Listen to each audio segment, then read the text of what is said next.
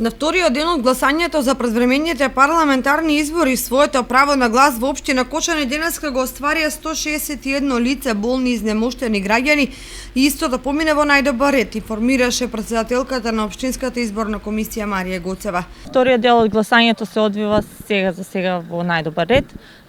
Вкупно 161 лице се пријавени да го остварат своето избирачко право како болни и немакни во своите домови.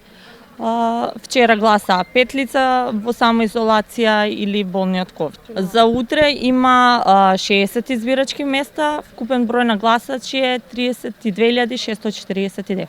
Изборниот процес се одвива според сите утврдени протоколи за заштита од COVID-19, односно сите граѓани како избирачкиот одбор ги почитуваат мерките за заштита, додаде Гоцева. Протоколите се почитуваат сите здравствени протоколи кои што се препишани од Министерство за здравство, значи користење на маска, дезинфекцијски средства, ракавици хируршки.